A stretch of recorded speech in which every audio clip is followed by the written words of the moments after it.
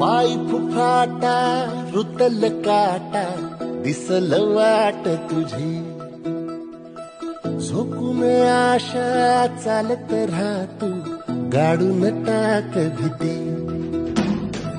पाय फुफाटा रुतल काटा दिसल वाट तुझी हो झोकून आशा चालत राहतू गाडून टाक भीती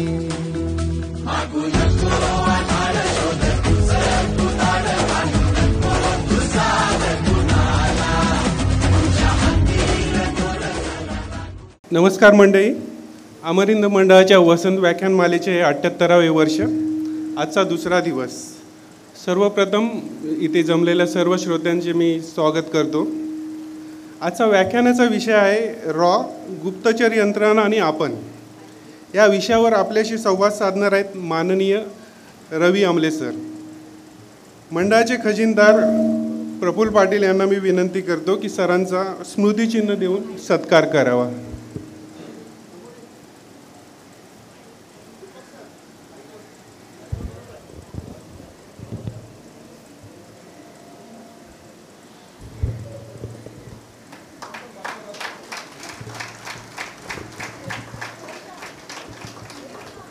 तसेच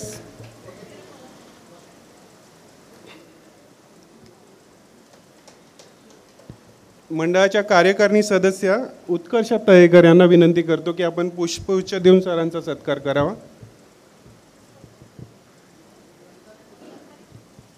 तसेच ग्रंथालयाकडून पुस्तके देऊनही सरांचा सत्कार करावा.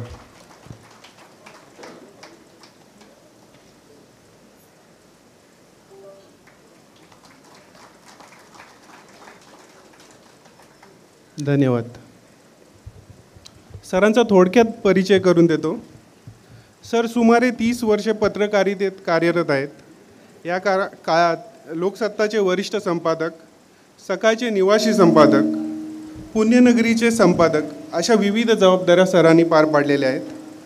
कोणतीही बातमी फॅक्ट चेक केल्याशिवाय देता येत नाही अशी ज्यांची धारणा आहे, असे जे मोजके पत्रकार आहेत त्यातील सर हे एक आहेत. सर सामाजिक आणि राजकीय विषयांवर सातत्याने लेखन करीत असतात. थिंक बँकसारख्या डिजिटल माध्यमांवरती सर येऊन आपली मते मांडत असतात. आंतरराष्ट्रीय घडामोडी आणि गुप्तचर व्यवस्था हे खास सरांचे अभ्यासाचे विषय आहेत. लोकसत्ताच्या लोकरंग आणि रविवारची पुरवणीमध्ये आप्पा बळवंत या टोपण नावाने सर 3 वर्ष दहचा मा या विनोदी सदराचे लेखन करत असून विविध नियतकालिकांमध्ये विनोदी लेखन करत होते. दूरचित्रवाणी वाहिन्यांमध्ये सरांनी 2 कॉमेडी शोचे लेखन देखील केलेले आहे. सरांच्या नावावरती काही पुस्तके प्रकाशित झालेली आहेत. त्यामधील महत्त्वाची म्हणजे भारतीय गुप्तचर संस्थेचा इतिहास, जो आजच्या विषयाशी संबंधित आहे. परकीय हात, विदेशी हेर संस्थांच्या भारतातील कारवाया व कारस्थाने, वरून ते बहिर्जी, शोध प्राचीन हेरगिरीचा. ही हेरगिरीवरती सरांची 3 पुस्तके प्रकाशित झालेली आहेत.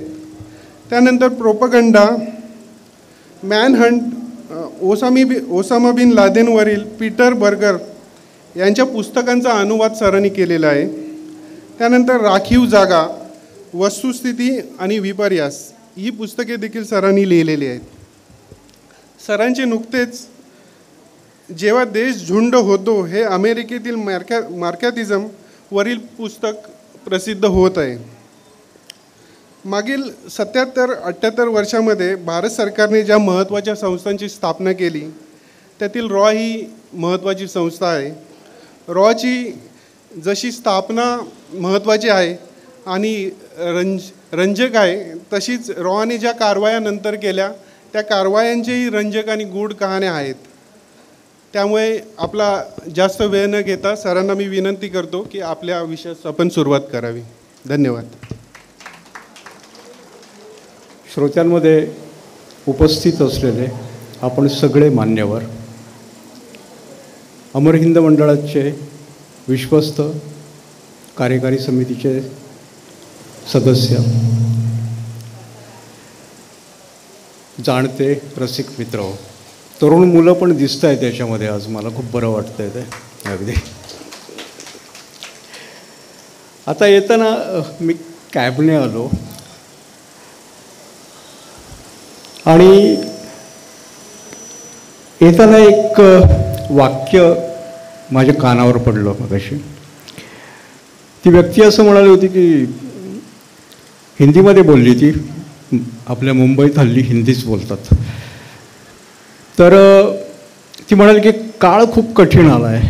आणि मी विचार करत होतो, ते वाक्य भिडलं मला.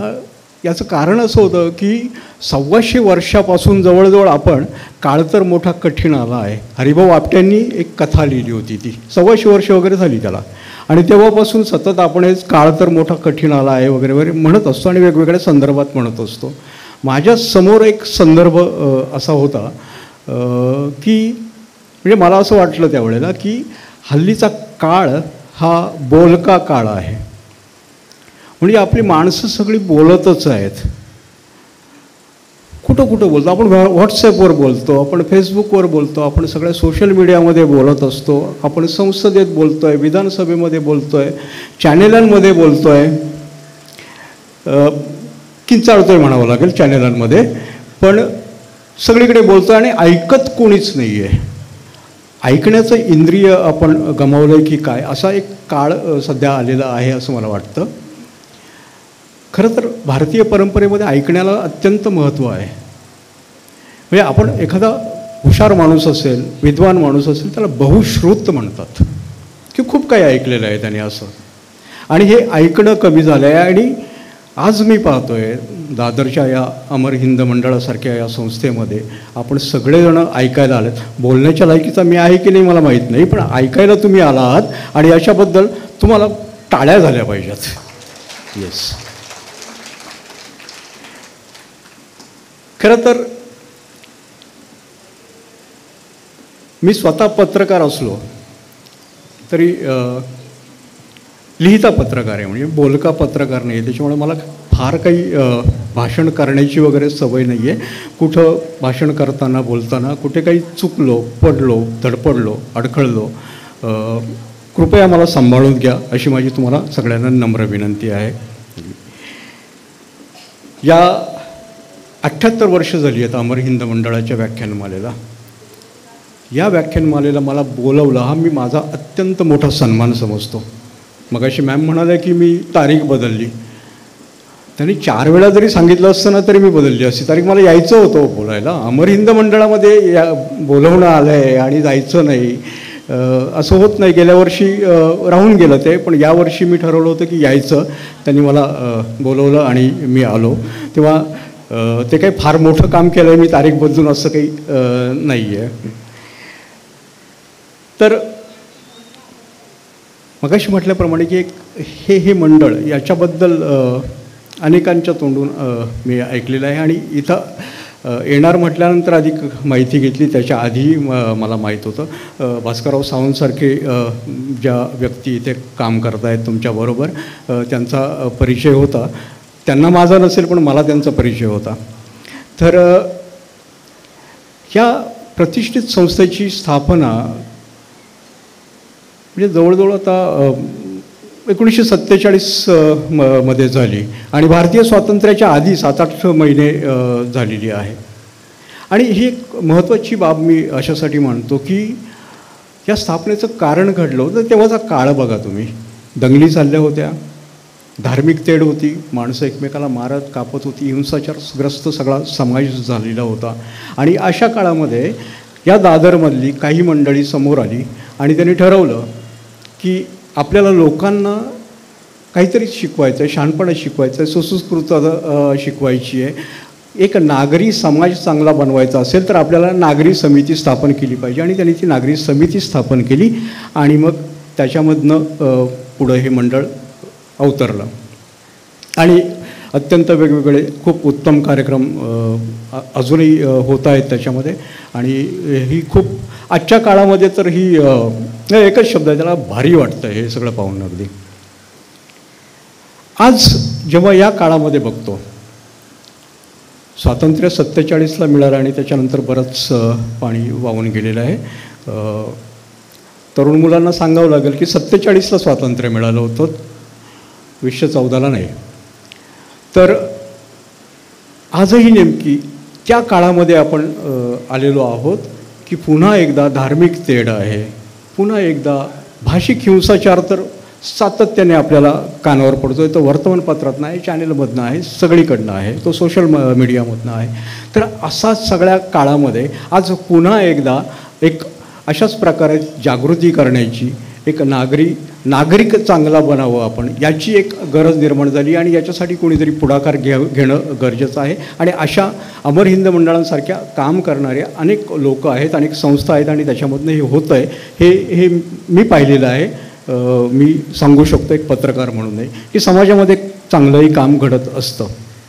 पण हे सगळं चालू असताना ही जी परिस्थिती आहे, या परिस्थितीमध्ये एक नागरिक म्हणून आपली एक खूप मोठी जबाबदारी असते. याचं कारण ही सगळी परिस्थिती ही देशासमोर आपल्या देशाच्या एकात्मतेला, सार्वभौमत्वाला एक आव्हानं निर्माण करत असते. आणि ही आव्हानं केवळ अंतर्गत नाही आहेत. आज कधी नव्हे एवढी बाह्य आव्हानं आपल्यासमोर उभी आहेत. याचं कारण आज आपण ज्या तंत्रज्ञान संपृक्त अशा वातावरणामध्ये, अशा परिघामध्ये आपण राहतो आहोत आणि त्याच्यामुळे हे खूप अवघड झालेलं आहे. हे सगळं बघितल्यानंतर एक आपण लक्षात घ्यायला पाहिजे की पूर्वीची युद्ध ही कुठेतरी दूर, म्हणजे आपल्याला खरं तर महाराष्ट्राला युद्धाचा फारसा अनुभव नाही आहे. आपण फक्त वाचलेलं आहे, ऐकलेलं आहे, पाहिलेलं आहे सिनेमातनं वगैरे. हे युद्ध सगळी तिकडे उत्तरेकडे घडलेली आहेत, त्याच्यामुळे आपल्याला युद्ध नेमकं माहीत नाही आहे. पण आज अशी परिस्थिती आहे की ते जे काही युद्ध आहे ते आपल्या घरापर्यंत, ते आपल्या मोबाईलपर्यंत, ते आपल्या मनापर्यंत आलेलं आहे. सायवॉर ज्याला म्हणतात, सायकोलॉजिकल वॉरफेअर, हे सगळं मनाच्या मैदानावरचं युद्ध आहे. आणि अशा प्रकारचं वातावरण असताना की या सगळ्या परिस्थितीशी लढणारी जी लोकं आहेत, गुप्तहेर संस्था आहेत, तर यांची एक ओळख करून घेणं एक गरजेचं ठरतं. दुसरी गोष्ट, मी जो भाषणाचा विषय निवडलेला आहे की रॉ हा आहे की त्याची आपण माहिती करून घेऊच त्याच्याबरोबर, पण त्याच्याबरोबर आपण असं म्हणालो आहे, कोणालाही शंका येईल अशी की रॉ वगैरे ठीक आहे, हेरगिरी वगैरे चालू असते आणि ती तिकडे चालू असते, आपल्याला काय, फार तर आपण त्याचा थरार, त्याची मौज ही लुटायची, त्याच्या कथा वाचायच्या, याच्या पलीकडे आपलाच हेरगिरीशी काय संबंध आहे. खरं तर हेरगिरी सगळ्यांनाच आवडत असते, म्हणजे फक्त आपल्यावर झाली नाही पाहिजे. ती घराबिरामध्ये वगैरे सगळेजण करत असतात छानपैकी हेरगिरीशी संबंध आपला आहे. पण मी देशाच्या आणि एकूण राष्ट्राच्या या संदर्भातल्या हेरगिरीबद्दल आपण बोलतो आहोत. या हेरगिरीचा संबंध आहे आणि जसं आपलं विवेचन पुढं जाईल त्या ओघामध्ये कसा येतो आणि काय आहे हे मी सांगेनच. विषयाला थेट हात घालतो. रॉ आणि आपण, रॉचा इतिहास आणि एकूण सगळं जे काही कारवाई, त्यांची जी काही ऑपरेशन्स चालत होती, तर त्याच्याबद्दल आपण पहिल्यांदा चर्चा करूया आणि त्याच्यानंतर जो पुढचा भाग आहे हेरगिरी आणि आपण याच्याकडे येऊयात. मुळात हेरगिरी, मगाशी मी म्हणालो की आपल्याला काही नवीन नाही आहे. हेरगिरीची भारताला एक मोठी प्राचीन अशी परंपरा आहे. तर तुम्ही म्हणाल की हे पुन्हा आमच्याकडं सगळंच होतं आणि आम्हाला दुसऱ्याने कोणी काही शिकवायची की काय वगैरे ह्या वळणावर चाललेलं आहे, तर ते तसं नाही आहे. खरं तर ऋग्वेद पाहिला तुम्ही, अथर्ववेद पाहिला, तर त्याच्यामध्ये एक देवता आहे, वरुण नावाची देवता. आद्य हेर मानतो मी तिला. तिचं वर्णन तिथे स्पशराज अशा शब्दामध्ये, हेरांचा प्रमुख अशा शब्दामध्ये वरुणाचं वर्णन आहे. आणि गंमत वाटेल की हा जो वरुण आहे हा सगळं काही पाहणार आहे. आकाशामध्ये, पृथ्वीवर कोण काय करतं आहे हे याच्यावर सगळीकडे त्याची नजर असते, ते सगळं तो त्याच्या डोळ्यांनी पाहत असतो. त्याचे गुप्तहेर म्हणजे त्याचे एजंट्स म्हणूयात ते सगळीकडे पसरलेले आहेत आणि ते सगळं बघत असतात. अशा प्रकारची वर्णनं ऋग्वेदामध्ये आढळतील तुम्हाला. गंमत आहे ना. आज आपण सर्व्हेलन्स सोसायटीचा एक विचार करत असतो. मला ऋग्वेदामध्ये सर्व्हेलन्स सोसायटी दिसली वरुणाच्या रूपाने. असाच एक म्हणजे अनेक जण वरुणाकडे पुन्हा वेगळ्या नजरेने बघतात. काही ते संस्कृत जे वेदकालीन संस्कृत आहे त्याचे हवे ते अनेक जण अर्थ काढत असतात आणि त्यामुळे अनेकांचा असा आक्षेप आहे की वरुणाला तुम्ही स्पर्शराज कसं काय म्हणता वगैरे. पण इतर ठिकाणी आहेत ना वर्णनं. हेरगिरीचे जे काही उल्लेख आहेत ते इतर वृचांमध्ये आहेत, इतर सुक्तांमध्ये आहेत. म्हणजे मी एक अभ्यास म्हणून सहज ऋग्वेद चाळत असतो अधूनमधून, तर त्याच्यात एक सुक्त आहे यम आणि यमीचं जे काही सुक्त आहे. अनेकांना माहीत असेल इथे, अनेक अभ्यासू लोक दिसत आहेत इथे. तर त्या सुक्तामध्ये यम आणि यमी हे भाऊ बहीण आहेत आणि यमी यमाकडे लैंगिक संबंधांची एक अपेक्षा करत असते. तिला भावापासून मूल हवं असतं. तो एक प्राचीन काळातल्या त्या नैतिकतेचा तो भाग आहे, तो विसरून जा. मला हे म्हणायचं की त्याच्यात पुढे जेव्हा तो यम तिला सांगतो की हे करणं चुकीचं आहे, हे असं करता कामा नये, तर त्यावेळेला त्याने एक शेवटच्या एका त्या वृक्षेमध्ये उल्लेख आहे की असं करू नको कारण देवांचे हेर सगळीकडे फिरत असतात, ते सगळं पाहत असतात, असा उल्लेख आहे त्याच्यामध्ये. हा हेरगिरीचा संबंध आहे जे ऋग्वेदामध्ये आहे, पुढे अथर्ववेदामध्ये आहे. तिथून पुढे आपण रामायण आणि महाभारताकडे आलो. तिथे तर सर्वांना माहितीच आहे की महाभारतामधलं आपला भीष्म पितामहांनी शांतीपर्वामध्ये मला वाटतं अनेक ठिकाणी राजनीतीचे जे काही पाठ दिलेले आहेत त्याच्यामध्ये हेरगिरी आहे. रामायणामध्ये आहे हे रामायण ही युद्धकथा आहे आणि युद्ध म्हटल्यानंतर त्याच्यामध्ये हेरगिरी ही अपसूक येतेच. अनेक हेर आहेत त्याच्यामध्ये. एक राम आणि भरताच्या भेटीची आपल्याला सर्वांना माहिती आहे ती कथा की राम जेव्हा वनवासामध्ये त्यांना जावं लागलं आणि मग नंतर भरत आला, त्याला कळाल्यानंतर तो राम लक्ष्मण सीता यांना परत आणण्यासाठी म्हणून तिकडे गेला आणि त्यांची ती भेट झाली. आता ह्या भेटीचं जे आपलं आकलन आहे ते आपलं आकलन काय आहे तर दैवजात दुःखे भरता दोष ना कुणाचा, अशा प्रकारचं आपलं आकलन असतं. तर असं काही नाही आहे. तुम्ही जर वाल्मिकी रामायण वाचून बघितलं तर त्याच्यामध्ये रामाने भरताला राजनीतीचे पाठ दिलेले आहेत. त्या ठिकाणी तो सांगतो की हे भरता, तू आपली 15 तीर्थ, शत्रूची 18 तीर्थ यांच्यावर लक्ष ठेवून आहेस का? तीर्थ याचा अर्थ तिथे असा आहे की जे अधिकारी आहेत राज्यकारभारातले, मग ते सेनापती असतील, ते तुमचे काय प्रधान असतील, द्वारपाल असतील, नगरपाल असतील, गडकरी असतील, असे जे काही अधिकारी आहेत त्या अधिकाऱ्यांना तिथे तीर्थ म्हटलेलं आहे. तर ह्या तीर्थांच्या 18 तीर्थ आहेत ती शत्रूची आणि त्याच्यामधनं 15 तीर्थ आपली, त्यातली 2-3 तीर्थ त्यांनी वगळली की एक राजा, राजपुत्र आणि आणखी कुणीतरी एक, अशी 3 तीर्थ वगळून यांच्यावरती तू लक्ष ठेवायला पाहिजे असं राम लक्ष्मणाला सांगतात. ही परंपरा आहे. त्याच्यानंतर पुढे आपल्याला माहितीच आहे की कौटिल्य आहेत, कामंदक आहेत, कामंदक ऋषी ज्यांनी कामंदकीय नीतिशास्त्र लिहिलं, तर त्याच्यामध्ये पुन्हा हेरगिरीचे उल्लेख आहेत. आणि हे केवळ तेव्हाचे विद्वान लोकच काहीतरी ग्रंथ घेऊन बसलेत आणि ते लिहित आहेत, कौटिल्य लिहित आहेत आणि ते त्यांच्याकडे आहे आणि ते शिकवत आहेत आणि त्याचा काही वापर केला जात नाही वगैरे, असं काही नव्हतं. त्याचा वापर हा होत होता. म्हणजे दक्षिणेकडे तुम्ही गेलात तर तिथे तिरुवळ्ळूवर आपल्या ज्ञानोबा तुकोबांसारखे एक मोठे संत दक्षिणेमधले आहेत, त्यांचं तिरुक्कुरळ नावाचं ग्रंथ आहे. तर त्या ग्रंथामध्ये हेरगिरीचा विचार आहे आणि हा विचार दक्षिणेतले राजे मानतायत, त्याच्यावरती अवलंब करतायत. दक्षिणेतला कृष्णदेवरायासारखा राजा हा केवळ पराक्रमी होते, ते अनेक युद्ध त्यांनी लढलेले आहेत आणि त्याचबरोबर त्यांनी अमुक्त माल्यद नावाचा एक ग्रंथ लिहिलेला आहे की ज्याच्यामध्ये हेरगिरीचा विचार आहे पुन्हा. किंवा आपल्या चालुक्यांचा राजा सोमेश्वर, अनेकांनी नाव वाचलेलं असेल त्याचं, मानसोल्लास नावाचा ग्रंथ आहे. राजा आहे, युद्ध लढतो आहे आणि ग्रंथही लिहितो आहे आणि त्याच्यामध्ये पुन्हा हेरगिरीचा विचार मांडतो आहे. तर मला हे सांगायचं की हा सगळा जो मी रॉकडे येणारच आहे, पण रॉची जी पूर्वपीठिका आहे, आपल्या भारतीय हेरगिरीची जी पूर्वपीठिका आहे ती सगळी अशी आलेली आहे. आणि एकीकडे हा सगळा प्रवाह आहे ज्याला आपण हिंदू प्रवाह म्हणू या भारतीय प्रवाह म्हणू, दुसरीकडनं मुसलमानांचा एक प्रवाह आपल्याकडे आलेला आहे आणि तो प्रवाह आलेला आहे कुराणामधनं.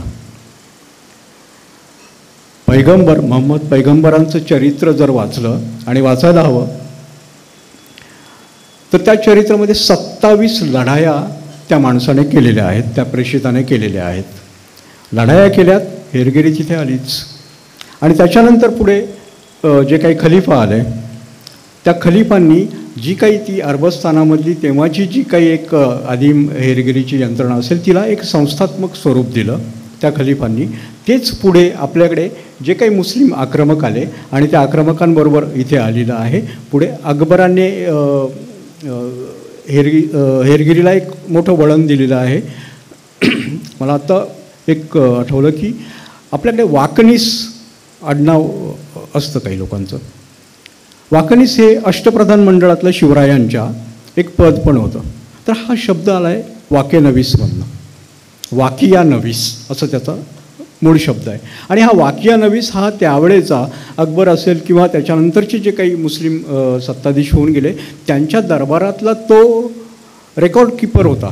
आणि रेकॉर्ड कीपर वाकिया म्हणजे हकीकत आणि ती लिहून ठेवणारा तो वाकिया नवीस. आणि या रेकॉर्ड कीपरचं दुसरंही काम होतं ते हेरगिरीचं काम होतं. तो हेरांकडनं आलेल्या बातम्या घ्यायचा आणि तो राजाला पुरवणं अशा प्रकारचं काम होतं. तर अशा संस्था अकबराने ही संस्था तयार केली. त्याच्यानंतर औरंगजेब ज्याच्याबद्दल आपल्या सर्वांनाच प्रचंड कुतूहल गेल्या काही काळामध्ये निर्माण झालेलं आहे. तर त्या औरंगजेबाबद्दल एक सांगायला हवं की प्रचंड मोठं साम्राज्य होतं त्याचं आणि हे साम्राज्य चालवायचं तर तेवढीच बळकट तेवढीच सक्षम अशा प्रकारची हेरगिरीची यंत्रणा त्याची होती. निकोलाई मनुची नावाचा एक प्रवासी त्यावेळेला आला होता ज्याने स्वतः औरंगजेबाला पाहिलेलं आहे. त्यावेळेला दिल्लीमध्ये होता तो. तर त्याने आग्र्यामध्ये होता तेव्हा तो. तर त्याने लिहून ठेवलेलं आहे की ह्या माणसाची म्हणजे औरंगजेबाची हेरगिरीची यंत्रणा एवढी सक्षम होती की लोकांच्या मनात काय चाललेलं आहे हे सुद्धा त्याला कळत होतं. अतिशयोक्ती आहे ऑफकोर्स याच्यामध्ये, पण याच्यात आपल्याला लक्षात येतं की ती किती प्रबळ असेल. आणि ही सगळी यंत्रणा घेऊन पुढे आपल्याकडे हा जो प्रवाह आहे हा प्रवाह आपल्याला पुढे शिवरायांच्या हेरसंस्थेमध्ये आढळतो. बहिर्जी नाईक आणि त्यांच्या कथा कहाण्या दंतकथा या सगळ्या आपण वाचलेल्या असतीलच. जाता जाता एकच सांगतो की बहिर्जी नाईकांबद्दल मी नुकतंच लिहिलं आहे, माझा नुकताच अभ्यास केला आहे त्याच्यावर, म्हणून हे अधिकारवाणीने सांगू शकतो मी. 3 उल्लेख आहेत इतिहासामध्ये फक्त त्यांचे. त्याच्या पलीकडे बहिर्जी नाईकांचे कुठेही उल्लेख नाही आहेत.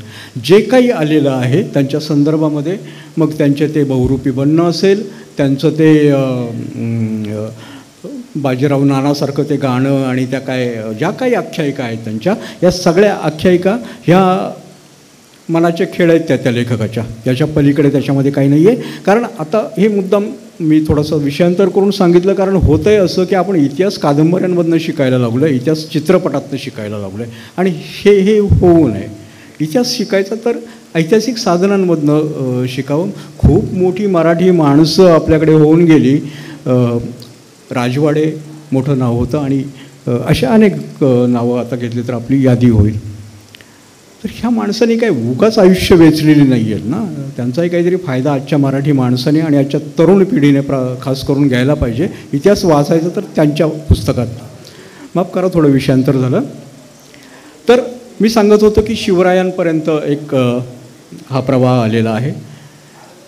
छत्रपती संभाजी महाराज बुधभूषण नावाचा ग्रंथ छत्रपती संभाजी महाराजांच्या नावावर आहे. संस्कृत ग्रंथ आहे आणि त्या ग्रंथामध्ये जर आपण वाचलं, मराठीमध्ये अनुवाद पण त्याचा उपलब्ध आहे. तर त्या ग्रंथामध्ये कामंदकीय नीतिशास्त्रामधले जे काही हेरगिरीविषयक श्लोक आहेत ते त्या ग्रंथामध्ये तुम्हाला सापडतील. संभाजी महाराजांचा हेरगिरीविषयीचा अभ्यास होता जो शहाजीराजांचा होता. तेही संस्कृतचे जाणकार होते आणि संभाजीराजे जाणकार आहेत संस्कृतचे, शहाजीराजे जाणकार आहेत आणि शिवाजी महाराजांना संस्कृती येत नसेल?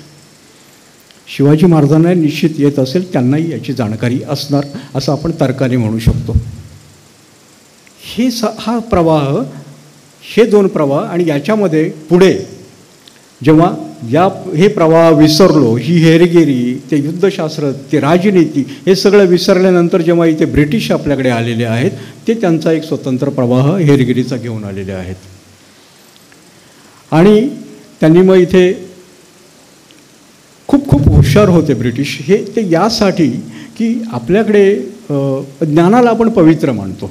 आपली संस्कृती, हिंदू संस्कृती, भारतीय संस्कृती ही ज्ञानाला पवित्र मानणारी आणि आहेचे पवित्र. ते ही जी पाश्चात्य संस्कृती आपल्याकडे आली, ती ज्ञानाला पवित्र तर मानतेच, पण ती ज्ञानाला पॉवर पण मानते. इन्फॉर्मेशन ही त्यांच्यासाठी पॉवर आहे. जेव्हा ब्रिटिश इथं येतात तेव्हा ते इथली सगळी इन्फॉर्मेशन घेत आहेत. गॅझेटियर्स अनेक त्यांनी इथे तयार केले होते ब्रिटिशांनी, जी इथल्या प्रदेशाची, इथल्या माणसांची, इथल्या रीतीभाती, इथले सगळे धार्मिक पद्धती, धर्म, अनेक संस्कृत ग्रंथ त्यांनी भाषांतरित करून घेतले होते. हे सगळं केलं कारण त्यांना हे माहीत होतं की या माहितीमधनं आपल्याला सामर्थ्य मिळणार आहे, शक्ती मिळणार आहे. आणि हीच इन्फॉर्मेशन, हीच इंटेलिजन्स हे आपल्याला मिळत जावं याच्यासाठी त्यांनी इथे आल्यानंतर त्यांचं जे काही पोलीस यंत्रणा होती त्याच्यामध्ये पुन्हा हेर संस्था स्थापन केली. आणि तिची त्याला कारण ठरलं इथले ठग आणि पेंढारी यांचं जे काही इथे बंड माजलेलं होतं, त्या काळामध्ये ब्रिटिशांनी ठगी अँड डेकॉयटी याचा काय पारिपत्य करण्यासाठी म्हणून त्यांनी एक डिपार्टमेंट स्थापन केलं. आणि त्याच्यामधनं हेरगिरीचा एक प्रारंभ इथे झाला. धावता आढावा घेऊयात आपण. त्याच्यानंतर पुढे काही वर्षांनी त्यांनी इथे डायरेक्टोरेट ऑफ इंटेलिजन्स ब्युरोची स्थापना केली. मध्ये काही छोट्या मोठ्या संस्था येत डायरेक्टोरेट ऑफ इंटेलिजन्स ब्युरो अशी स्थापना केली त्यांनी. ती ब्रिटिशांची सर्वात मोठी हेर संस्था होती. फाळणी झाली नंतर आणि या DIB डायरेक्टोरेट ऑफ इंटेलिजन्स ब्युरोच्या 3 तुकडे झाले. एक तुकडा म्हणजे त्यातले काही जे अधिकारी होते DIB मधले ते ब्रिटनला गेले. एक तुकडा त्यातले अधिकारी ते पाकिस्तानला गेले आणि उरलेले आपल्याकडे राहिले. ते IB, आपलं आजचं जे IB आहे, इंटेलिजन्स ब्युरो आहे, ते त्याच्यामधनं आलं. ह्या IBचे अनेक सुरुवातीच्या काळामध्ये IBने खूप चांगल्या काम केलेलं आहे, चांगल्या कामगिरी केलेली आहे, कारवाया केलेल्या आहेत, ऑपरेशन्स आहेत त्यांची. 62मध्ये जे युद्ध, जो आजही आपल्या सगळ्यांच्या मनावरती एक आघात आहे, 62चं चीन विरोधातलं युद्ध, तर त्या युद्धामध्ये सुद्धा जे एक सुरुवातीच्या काळामध्ये नेहरू सरकारने जी एक फॉरवर्ड पॉलिसी अंगीकारली होती, त्या फॉरवर्ड पॉलिसीचं जे धोरण आखलं होतं ते IB होतं. फॉरवर्ड पॉलिसी म्हणजे अशी होती की चीनच्या सीमेवर आपण पुढे घुसत आपली ठाणी, तेव्हा IBकडे त्याची जबाबदारी होती आणि IBची ठाणी जिथे आपण स्थापन केलेली आहेत. आणि त्याच्यानंतर पुढे काय झाला हा सगळा इतिहासाचा भाग आहे, त्याच्या खोलात जायला नको. मुळात आज ते जे सगळं 62चं युद्ध आहे ते म्हणजे हत्ती आणि 7 आंधळे ही जी कथा आहे बौद्ध वाङ्मयामधली, तर त्याच्यासारखी झालेली आहे. म्हणजे कोणाला विचारलं 62चं युद्ध म्हणजे काय, तर एको म्हणीला सर्पासारिखा, एको म्हणीला स्तंभासारिखा, असा तो हत्ती प्रत्येकाला दिसतोय. त्याच्यामुळे त्याच्या वादात नको जायला आपण. पण एक झालं की त्या युद्धामध्ये ज्याप्रमाणे IBची ते धोरण आखण्यामध्ये महत्त्वाची कामगिरी जबाबदारी होती, तसंच त्याच्यामध्ये अपयश पण मग IBचं होतं. अपयशाची जे अनेक धनी आहेत त्या युद्धाचे, त्याच्यामध्ये IB पण ठरली. पण तेव्हाचा जो दिल्लीमधला राजकीय वर्तुळ होता त्याच्यामध्ये आणखी एका संस्थेवर अपयशाचं खापर फोडलं जात होतं, ते म्हणजे लष्कर. आणि लष्कराची जी एक गुप्तचर संस्था होती, मिलिटरी इंटेलिजन्स, तर त्या संस्थेवरती हे खापर फोडण्यात येत होतं. आणि कदाचित IBचे जरा हात वरपर्यंत जास्त पोहोचले असतील. PN मलिक हे त्यावेळेला IBचे प्रमुख होते, तर त्याच्यामुळे लष्करावरती अधिक खापर फोडलं गेलं असावं असं मला वाटतं. पण याच्यामुळे तेव्हा ज्या मिलिटरी इंटेलिजन्सचे प्रमुख होते ब्रिगेडियर MN बात्रा म्हणून होते, आणि तेव्हा लष्कर प्रमुख जनरल चौधरी होते, JN चौधरी. तर ह्या बात्रांना हे खटकलं. ही टीका काय म्हणून आपण सहन करायची? कारण मुळात हे परकीय देशाने केलेलं आक्रमण आहे. मिलिटरी इंटेलिजन्सचं मॅन्डेट हे नाही आहे की परराष्ट्रामध्ये जाऊन आपण हेरगिरी करायची आहे आणि याचं खापर आमच्याच माथ्यावरती फोडलं जातं आहे, हे चालून घेता कामा नये.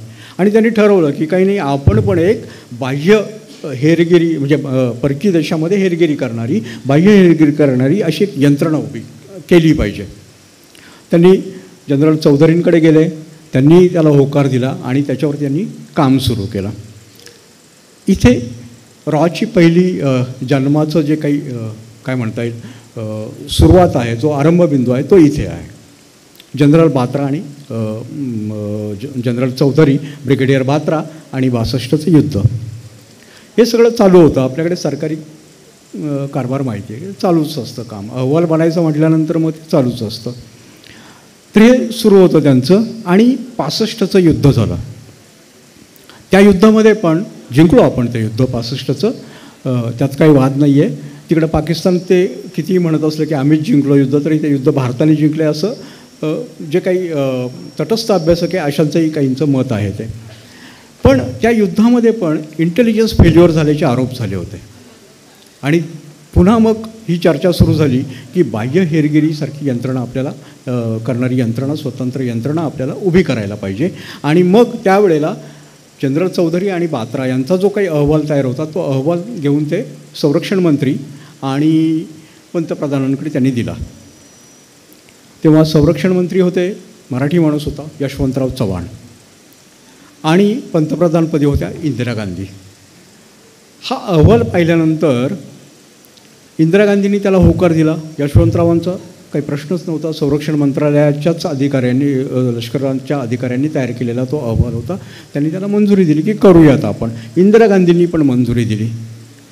राजकारणाचा खेळ बघा कसा चालतो. इंदिरा गांधींनी मंजुरी दिली, पण ती संस्था आहे ती संरक्षण खात्याच्या अंतर्गत येणार नाही, त्यांच्या अखत्यारीत येणार नाही. तिची जबाबदारी असेल ती पंतप्रधान कार्यालयावर. त्यावेळेला पंतप्रधान कार्यालय नव्हतं, कॅबिनेट सचिवालय होतं. कॅबिनेट सचिवालयाकडे त्याची जबाबदारी असेल, म्हणजे पंतप्रधानांकडे त्याची जबाबदारी असेल. अशा अटीवर तिला इंदिरा गांधींनी परवानगी दिली. आता पत्रकार आहे, अनेक वर्ष पत्रकारितेत काम केल्यामुळे अनेक गोष्टींकडे केवळ काळ्या आणि पांढऱ्या रंगातच बघायचं नसतं, एवढी थोडीशी एक अक्कल आली होती. त्याच्यामुळे अशा घटनांकडे मी वेगळ्या नजरेने बघतो. मला याच्यामध्ये दोन गोष्टी दिसल्या. इंदिरा गांधींचं राजकारण होत असते. इंडिकेट आणि सिंडिकेट अशा प्रकारचे वाद त्यावेळेला चालू होते. इंदिरा गांधी आणि त्यांच्या विरोधामध्ये यशवंतराव चव्हाण, मोरारजी देसाई असा एक गट चालू होता. त्यांचे शहाचं राजकारण चालू होतं. यात काही नवीन नाही, आजही आपण हे पाहत असतो. तर त्या राजकारणामधनं मग त्यांनी ठरवलं की नाही, यशवंतराव चव्हाणांकडे ही संस्था जाता कामा नये, नवीन जी करायची ती आपल्याकडे पाहिजे. पण याचा एक दुसरा भाग आहे आणि तो भागही महत्त्वाचा आहे. तो देशकारणाचा भाग आहे की असे निर्णय घेतात तेव्हा त्याच्यामध्ये राजकारण असतं, पण त्याचबरोबर अशा अनेक निर्णयांच्या मागे देशाचाही विचार असतो. राजकारणी लोक सगळेच नालायक असतात अशातला काही भाग नाही. त्यातले काही देशाचा विचारही करतात, आजही करणारे आहेत. इंदिरा गांधींनी तो केला असावा असं मला वाटतं. कारण जर लष्कराकडे ही यंत्रणा दिली असती, ही नवीन हेरगिरी करणारी यंत्रणा संस्था ही लष्कराकडे दिली असती, तिथं त्यांच्याकडे ऑलरेडी मिलिटरी इंटेलिजन्स आहे, नेव्हल इंटेलिजन्स आहे, आणखी वायुसेनेचं गुप्तचर संस्था आहेत, हे सगळं आहे. त्यात आणखी ही एक भर, हे किती पॉवरफुल झालं असतं. एक विभाग, देशाचा कुठलाही एक विभाग असा इतका शक्तिशाली होता कामा नये. आपल्याकडे चेक्स अँड बॅलन्सेस हे आपल्या लोकशाहीमध्ये अद्यावृत आहे. तर इंदिरा गांधींनी ज्या वेळेला लष्कराकडे नाही, ही पंतप्रधान कार्यालयाकडे हिची जबाबदारी असेल, याच्यामध्ये संतुलन साधलं असं मला वाटतं. आणि हे फार महत्त्वाचं होतं. त्यात अर्थात एक गफलत राहून गेली, तो भाग वेगळा. माझं मत आहे की अमेरिकेची CIA घ्या किंवा ज्या मोसादचंही आपण नेहमी कौतुक करत असतो आणि माझा त्याच्यावर खूप आक्षेप आहे, पण त्या मोसादचंही उदाहरण घ्या की त्यांच्यावर तिथल्या संसदेचं नियंत्रण आहे. CIA ही तिथल्या अमेरिकन संसदेला जे काही सिनेट आहे त्यांना उत्तरदायी असते. त्यांच्या काही कमिटीज असतात, त्या त्यांचं निरीक्षण काय म्हणता येईल असं करत असतात. मोसादचं पण ते आहे की नेसेट आहे, त्या नेसेटची एक सब कमिटी तिलाही मोसाद उत्तरदायी आहे. आपल्याकडे नेमकं असं झालं आहे की रॉ ही कोणालाच उत्तरदायी नाही, ती संसदेलाही उत्तरदायी नाही, ती फक्त एकट्या पंतप्रधान कार्यालयाला म्हणजे पंतप्रधानांना उत्तरदायी आहे. आणि त्याच्यामुळे अनेक तिथे नेमकं काय चालतं हे कोणालाच कळत नाही. अनेक गोष्टी घडतात ज्या चर्चेमध्ये असतात. याच्यानंतर तुम्ही जर थोडं गुगल केलं किंवा काही पुस्तकं वाचली तर तुमच्याही लक्षात येईल की मला नेमकं याच्यामध्ये म्हणायचं आहे काय ते. तर रॉचा जन्म झाला, आपण जन्माकडे येतो आहे. 21 सप्टेंबर 1968 म्हणजे 2014च्या आधी 46 वर्ष रॉचा जन्म झालेला आहे. मी मुद्दाम हे वारंवार सांगतो आहे कारण मला हे लक्षात आणून द्यायचं आहे की हे घडलेलं आहे आपल्या देशामध्ये काहीतरी पूर्वी. अगदीच आपले पूर्वज म्हणजे ज्या वेळेला काहीच घडलेलं नाही आहे आणि आपण सगळे नेबळे होतो, हा विषय पुढे येईलच, त्यावेळेला मी बोलेनच पुन्हा. पण मला असं वाटतं की मी माझ्या आईबापाला, माझ्या पूर्वजांना मी त्यांच्यावरती थुंकतो आहे की काय, असं मला प्रत्येक वेळेला एक भावना येते. आणि माझे पूर्वज, आपले सगळ्यांचे पूर्वज असे नव्हते, कर्तृत्ववान होते. चुका घडल्या असतील पण होते ते चांगले. आणि ही भावना मनात आहे म्हणून मी सातत्याने ह्या अशा प्रकारे टीकाटिप्पणी करत असतो, हे लक्षात घ्या. तर रॉचा जन्म झाला 1968 आणि त्यावेळेला विचार आला की हिची जबाबदारी कोणावर सोपवायची. आणि तिथे एक नाव समोर आलं. ते आधी इंग्रजीचे प्राध्यापक होते, इंग्रजी साहित्याचे विद्यार्थी होते, ते इंग्रजीमध्ये शिकलेले होते अलाहाबादमध्ये. नंतर काही दिवस त्यांनी इंग्रजीत प्राध्यापकी पण केलेली आहे. म्हणजे हेरगिरी हा बुद्धीशी किती जवळचा संबंध आहे हे याच्यामधनं लक्षात येईल आपल्याला की तिथे प्रत्येक वेळेला काही दंड आणि बेटकुळ्याच लागतात असं काही नाही आहे. त्या व्यक्तीचं नाव होतं रामनाथ काव, काश्मीरी पंडित होते ते. जेव्हा प्राध्यापक होते तेव्हा ब्रिटिशांचं राज्य होतं आणि तिथे सिव्हिल सर्व्हिसची एक्झाम व्हायची. त्या परीक्षेला बसले, पास झाले, पोलीस दलामध्ये गेले. पोलीस दलामध्ये चांगली कामगिरी केली, त्याच्यामुळे त्यांना ब्रिटिशांनी IB मध्ये घेतलं होतं. आणि नंतर IB मध्ये ते जॉईंट सेक्रेटरी, सहाय्यक संचालक, सेक्रेटरी हे पद IBत नाही आहे, सहाय्यक संचालक या पदावर ते होते. आणि तिथनं मग त्यांना ही जबाबदारी देण्यात आली रामनाथ काव यांच्याकडे. आता हा झाला रामनाथ काव यांचा बायोडेटा. अनेकांनी नाव ऐकलेलंही नसतं त्यांचं, म्हणून मुद्दाम एक त्यांच्याबद्दलचा किस्सा सांगतो. खूप छान हकीकत आहे ती. 1971चा काळ होता तो. बांगलादेश युद्ध त्यावेळेला झालेलं आपल्याला सर्वांना ऐकून माहिती आहे. जानेवारी 1971. युद्धाचे ढोल, ताशे, नगारे हे सगळे वाजत होते. युद्ध कोणत्याही क्षणी होईल, आपलं लष्कर सगळं तयारीमध्ये होतं. आणि या काळामध्ये पाकिस्तानने त्यावेळेला एक डाव आखला की भारताचं एक विमान पळवून न्यायचं आणि असं ते विमान पळवून न्यायचं की ज्याच्यामुळे पंतप्रधान इंदिरा गांधींचं नाक कापलं गेलं पाहिजे. 70 साली इंदिरा गांधींचे चिरंजीव राजीव गांधी हे पायलट म्हणून एअर इंडियामध्ये दाखल झाले होते.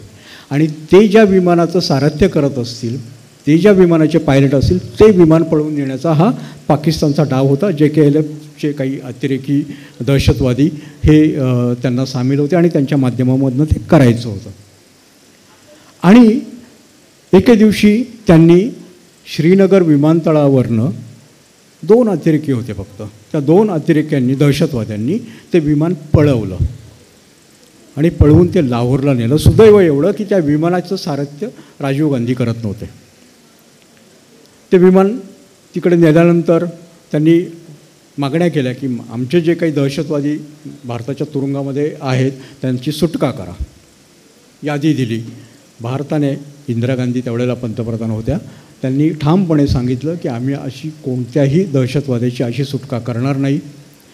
मग आपण आपलं जे काही प्रोपगंडा डिपार्टमेंट होतं त्यावेळेचं त्यांनी बाहेर अमेरिका आणि इतर राष्ट्रांमध्ये त्याच्यावरती आवाज उठवला, पाकिस्तानवरती दबाव आणण्यात आला आणि मग 1-2 दिवसामध्ये त्या दहशतवाद्यांनी आपले सगळे जे काही प्रवासी तिथे अडकून ओलीस ठेवलेले होते त्या प्रवाशांची सुटका केली आणि सुटका केल्यानंतर एक बॉम्ब घेतला आणि त्या विमानावर टाकून त्या विमानाला जे तुकडे केले, आग लावून देण्यात आली आपल्या या विमानाची. आता म्हटलं तर ही मोठी नाचक्की होती भारताची. आपलं विमान असं पळवून नेलं जातं, त्याच्यामध्ये पाकिस्तानवरती काय दबाव आणून आपण सुटका केली असेल, मग विमान त्यांनी आग लावून उद्ध्वस्त करून टाकलं. ही जी सगळी हकीकत होती, नाचक्की वगैरे याच्यामध्ये काहीही नव्हती. लक्षात घ्या, ते विमान भारतीय गुप्तहेरांनीच अपहरण करायला लावलं होतं. हाशिम कुरेशी नावाचा जो दहशतवादी ज्याने ते विमान अपहरण केलं होतं तो आपला डबल एजंट होता. आजही काश्मीरमध्ये जिवंत आहे तो. त्या हाशिम कुरेशीने हे विमान अपहरण करून नेलं. त्याला आधी सांगितलेलं होतं की तू हे असं करायचं आहे. तिथे नेल्यानंतर एक दिवसाने भुट्टोंना वगैरे भेटायला बोलवलं होतं त्यांनी. हे पण त्याला सांगितलं होतं की तुम्ही भुट्टोंना बोलून घ्या, तुम्ही पाकिस्तानातल्या नेत्यांना बोलून घ्या, त्यांच्याशी चर्चेचं नाटक करा की हे सगळं जगाला दिसलं पाहिजे की काय चाललं आहे तिथे. आणि मग हे झाल्यानंतर तुम्ही सोडून द्या सगळ्यांना आणि विमान उडवून टाका. हे सगळं त्याला ब्रीफ होतं आणि त्यानुसार त्यांनी ते केलं. नंतर त्याला पाकिस्तानने अटक वगैरे केली. जेव्हा त्यांना शंका आली त्याची तेव्हा त्यांनी त्याला अटकेमध्ये टाकलं होतं. नंतर सुटका झाल्यानंतर आपल्याच रॉचे एक अधिकारी होते रवींद्र सिंग, त्यांनी त्याला शोधला. तो त्यावेळेला युरोपामध्ये होता आणि त्याला घेऊन ते इकडे आले पुन्हा आणि त्याचं नीट आपण काय म्हणतात त्याला सेटल केलं आपण.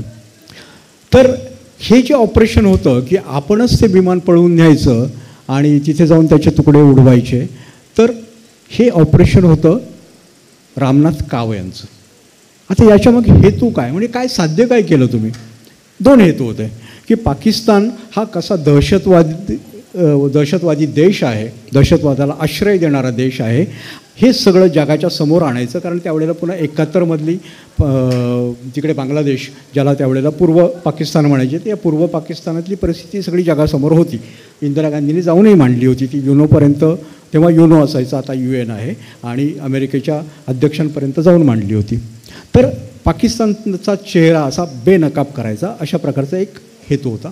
दुसरा हेतू त्याच्यामधला जो छुपा हेतू होता तो फार महत्त्वाचा होता की पाकिस्तान, पूर्व पाकिस्तान आणि पश्चिम पाकिस्तान यांचा जो काही संपर्क, हवाई संपर्क होता, तो जो हवाई मार्ग होता तो भारताच्या हवाई हद्दीमधनं जात होता. एअरस्पेस भारताची होती, त्यांची विमानं आपल्या हद्दीतनं जायची. आणि त्या युद्ध तोंडावर आलेल्या अशा काळामध्ये पाकिस्तानमधनं जे काही सामग्री दिली जायची, सैन्य नेलं जायचं, शस्त्र नेली जायची, जी काही वाहतूक व्हायची ती आपल्या एअरस्पेसमधनंच जायची. हे बंद कसं करायचं? तोपर्यंत आपण परस्परांच्या विरोधामध्ये काही लढत नव्हतो, त्याच्यामुळे ते बंद करता येत नव्हतं. आंतरराष्ट्रीय नियमांचा तो भंग झाला असता. मग पाकिस्तानला काहीतरी कुरापत काढायला लावायची. ही कुरापत काढली आणि हे झाल्यानंतर आपलं विमान तिकडे जाळलं. 2-3 वर्षामध्ये ते रिटायर होणार होतं विमान. अशा प्रकारचं विमान होतं ते, आणि ते फोडायला लावलं. तर आणि त्याच्यानंतर ते विमान जळाल्यानंतर आपण हवाई बंदी पाकिस्तानवरती लादली आणि अशा प्रकारे त्या युद्धाला ही मदत झालेली आहे, 71च्या युद्धाला. या अशा प्रकारे ह्या ज्या सगळ्या ऑपरेशन्स राबवली जात असतात त्यांचे असे धागेदोरे असतात. आपल्याला पटकन कळत नाही. ह्या रांगोळ्यानंतर जोडल्यानंतर रांगोळ्याचे ठिपके की एक सलग चित्र दिसतं आणि मग लक्षात येतं की हे असं होतं. आणि हे कोणीही म्हणजे कालांतराने येतं ते समोर, काही पुस्तकांमधनं येतं, काही अधिकाऱ्यांच्या याच्यामधनं येतं. पण त्या वेळेला जर आपण एक नजर, पारखी नजर असली आपली की काय चाललं आहे आणि कशाप्रकारे चाललं आहे, तर ह्या गोष्टी हळूहळू कळायला लागतात अगदी. तर अशा प्रकारे रॉचे प्रमुख हे रामनाथ काव बुद्धिमान माणूस होता. म्हणजे त्यावेळेला त्या काळामध्ये एक फ्रेंच गुप्तचर संस्थेच्या प्रमुखांनी त्यांच्याबद्दल असे उद्गार काढलेले आहेत. ती नोंद आहे की तेव्हाचे जगामधले जे काही 5 प्रमुख गुप्तचर प्रमुख होते, 5 प्रमुख संस्थांचे, CIA असेल, MI6 असेल, अशा संस्थांचे, तर त्याच्यामध्ये रामनाथ काव यांचा क्रमांक लागायचा. आणि त्यांच्याबद्दल फारशी काही माहिती नाही, त्यांच्याबद्दल फारसं पुस्तक पण नाही. गोखले सरांनी एक पुस्तक काढलेलं आहे त्याचं, पण तेही ओके अशा प्रकारचं आहे, फारशी माहिती त्यांच्याबद्दल अवेलेबल नाही आहे. तर अशा माणसाकडे ही संस्था आली आणि त्यावेळेला परिस्थिती काय होती बघा, 200-250 माणसं होती. रॉ जेव्हा जन्माला आली तेव्हा IB बाहेर तुकडा पाडला होता आणि त्या IBचे प्रमुख होते त्यावेळेला BN मलिक, भगवान मलिक त्यांचं नाव. आणि रॉ आली आणि हे रामेश्वरनाथ काव, त्या भगवानांना सोडून हे रामेश्वर आलेले होते आणि त्याच्यामुळे त्यांना कोण देणार, म्हणजे आपल्या संस्थेमधनं दुसरी संस्था बाहेर पडली की तिला बसायला टेबल खुर्च्या पण देत नाही हो आपण, तेच तिथे घडत होतं. आणि रॉची अक्षरशः बसायची पण बोंब होती, म्हणजे काही कार्यालय त्यांची साऊथ ब्लॉकमध्ये होती, दुसरं जुन्या दिल्लीतल्या कुठल्या तरी जुन्या इमारतीमध्ये होतं. माणसं नव्हती, रिसोर्सेस नव्हते. आणि असं सगळं असतानाही यांनी एक एक माणूस, एक एक हिरा, कुठे शास्त्रज्ञ घे, कुठे एखादा, म्हणजे त्यांनी भाषातज्ञसुद्धा आणलेले आहेत कारण त्यांची गरज असते. तर अशी एक माणसं उचलत रॉ घडवत आणली आणि पुढच्या 3 वर्षामध्ये 71चं युद्ध झालं. आणि त्याच्यानंतर म्हणजे मी रॉबद्दल एक नेहमी सांगतो, माझा हा अगदी पेटंट असा डायलॉग झालेला आहे हा, की रॉ ही जगामधली अशी एकमेव संस्था आहे, हेर संस्था आहे की जिने एका देशाचा नकाशा बदलला आहे, शत्रू राष्ट्राचा नकाशा बदलला आहे आणि स्वतःच्या राष्ट्राचाही नकाशा बदललेला आहे. 2 देशांचे नकाशे तिने बदललेले आहेत. रॉने 71मध्ये पाकिस्तानची पूर्व आणि पाकिस्तान फाळणी अशी जी झालेली आहे त्याच्यामध्ये रॉचा प्रचंड मोठा वाटा आहे. लष्कर आहे, आपलं राजकीय नेतृत्व ते आहे, कारण त्याच्या पाठिंब्याशिवाय अशा काही कारवाया, अशा काही घटना घडू शकत नाहीत. ते आहे, लष्कर आहे, नौदल आहे, वायुदल आहे आणि रॉ हे अत्यंत महत्त्वाचं आहे त्याच्यामध्ये. म्हणजे रॉचे तेव्हाचे जे काही कमांडो होते, एस्टॅब्लिशमेंट 22 नावाची संघटना होती, त्यांना स्पेशल फ्रंटियर फोर्स म्हणायचे ते कमांडोना, त्या कमांडोनी पण जाऊन तिथे लढलेले आहेत ते. तर अशा प्रकारे एका देशाचा नकाशा बदलण्यामध्ये, एका देशाची पाकिस्तानची फाळणी करण्यामध्ये रॉचा हात आहे आणि आपला नकाशा बदलण्यामध्ये, भारताचा नकाशा बदलण्यामध्ये सुद्धा रॉचा हात आहे आणि तो जवळजवळ 80 ते 90% असा हात आहे. तो नकाशा अशा प्रकारे बदलला आहे की रॉमुळे आज भारतामध्ये सिक्कीमचं सामिलीकरण झालं. सिक्कीम हे राज्य म्हणून भारतीय संघराज्याचा अधिकृत भाग झालं, ते रॉच्या कारवाईमुळे झालेलं आहे. आणि अशा प्रकारची ही जबरदस्त अशी संस्था होती आणि अनेक अनेक कारवाया रॉच्या मला सांगता येतील याच्याबद्दल.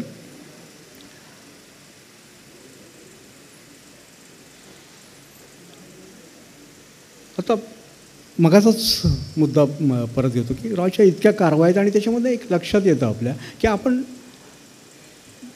फार मोसादशी वगैरे तुलना केली जाते आपली. मोसादसारखं केलं आहे का रॉने, CIA सारखं करतं का? मोसाद बघा कसं घुसून मारतं, त्या ऐकमनला कसं आणलं आणि याला कसं मारलं, आणि अनेक सिनेमे आणि पुस्तकं वाचतो आपण आणि आपल्याला का कोण जाणे, पण त्या मोसादबद्दल आपल्याला खूप आकर्षण आहे. आणि मला असं वाटतं की कुठलीही हेरसंस्था असली ना तर ती काही 100% तिचा असा काही स्ट्राईक रेट नसतो. मोसादची अनेक ऑपरेशन्स फसलेले आहेत आणि रॉनेही मोसादसारखी अशी ऑपरेशन्स केलेली आहेत. हे लक्षात घ्यायला पाहिजे आपण. पाकिस्तानमध्ये ज्या चळवळी आहेत, GS सिंधसारखी चळवळ आहे होती, म्हणजे बलुचिस्तान अजूनही मध्ये आता दहशतवादी हल्ले वगैरे झाले. नंतर वजिरिस्तानची चळवळ होती, तिथे स्वतंत्र पख्तुनिस्तानसाठीची मागणी होती आणि ह्या मागण्या अधूनमधून सातत्याने ह्या वर येत असतात. तर याच्या मागे भारतीय हेर संस्था आहे, भारतीय हेर.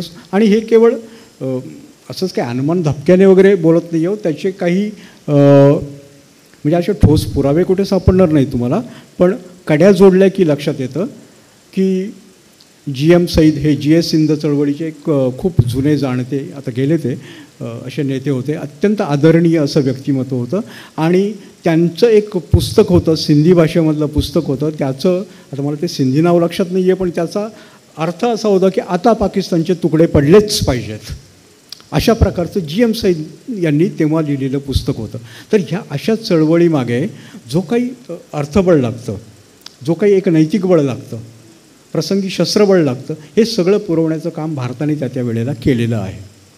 सईद तर आपल्याकडे अनेक कॉन्फरन्सेसला यायचे, तिकडे पाकिस्तान ठाणांना बोंबा मारत राहायचं की यांना का नेत आहे तिकडे, आणि ते यायचे. इंदिरा गांधी त्यावेळेला होत्या, त्यांच्या काळामध्ये येऊन गेलेत. पुढे राजीव गांधींच्या काळामध्ये पण मला वाटतं ते इकडं आलेले आहेत.